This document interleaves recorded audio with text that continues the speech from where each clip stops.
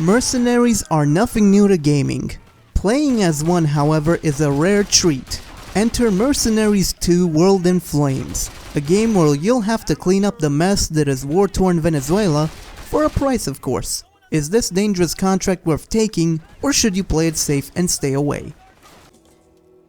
You play as one of 3 mercenaries, each with his or her own special abilities. Once you've made your choice, you begin your journey by blowing the hell up out of everything in sight. The first assignment you get, however, turns out to be a ploy, as instead of money you receive bullets for your efforts. You kindly refuse, but your employer's persistence to offer you a farewell gift leaves you with a bullet hole in your ass cheeks.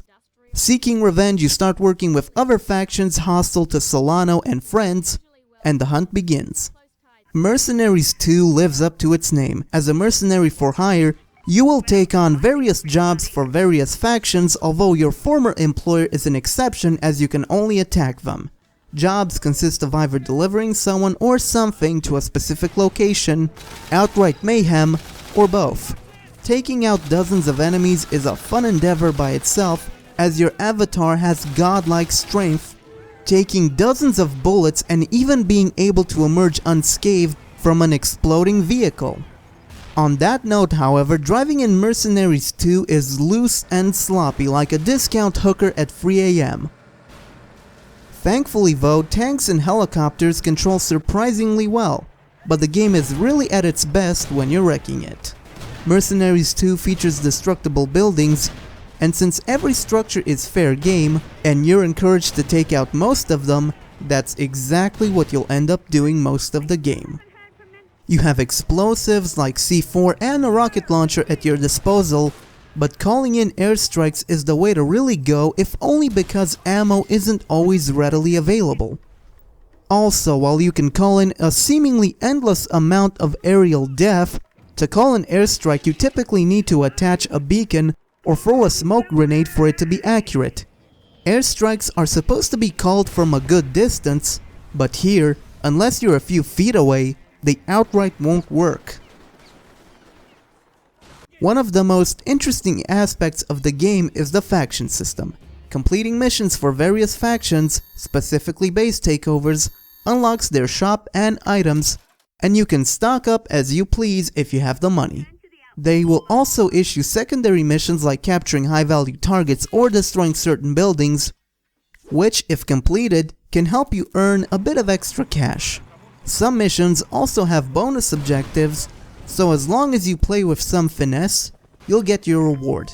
If you become hostile to a faction, you can even bribe them, or if you don't feel particularly generous, go after a few of their high-value targets and kill them, though the more profitable capture option will be unavailable as the faction won't make the effort of sending a helicopter for you. Careful preparations are strongly advised.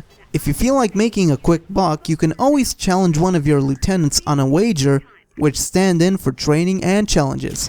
And since you can order your helicopter pilot to drop off some ordnance or drop you off somewhere else, you'll rarely be ill-equipped for battle. Missions also typically have recommended airdrops, so as long as you buy some items and fuel capacity upgrades, you'll always be ready for anything. And if all else fails, stealing an enemy vehicle and infiltrating one of their bases with it is quite satisfying.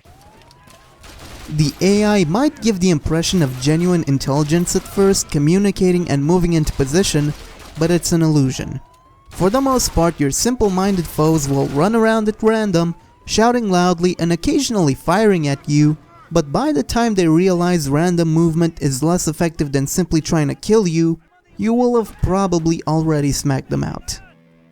In terms of graphics, when the engine doesn't glitch out on you and display a mess of colors, Mercenaries 2 looks quite good even if Venezuela is deserted, even by Warzone standards.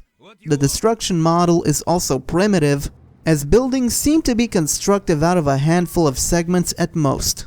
But even when things heat up, it stays smooth, and given that there's in-game lip sync, plenty of explosions, and destructible scenery, it's technically accomplished enough to satisfy. Sound, however, is mediocre at best. Granted, the writing is funny and the delivery is downright golden,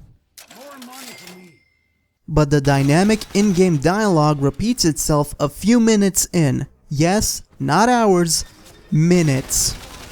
There is no car radio whatsoever, and the original soundtrack itself only consists of a few tunes, and while they're good, Mercenaries 2 will last you at least 12 hours, which doesn't help. Minor bugs and glitches happen regularly, though one particular problem is the PC port. Granted, it's smooth sailing for the most part, but the game's icons don't display the keys you're supposed to press, making the already tricky hijacking sequences all the more problematic. Don't be surprised if you end up pausing to see which keys correspond to which icons, a fact that's made all the more disappointing by the surprisingly intuitive default setup. Mercenaries 2 is like an encounter with a discount hooker at 3 AM.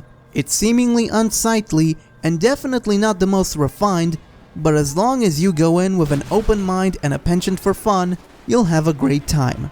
As long as you don't think too hard about the consequences, that is.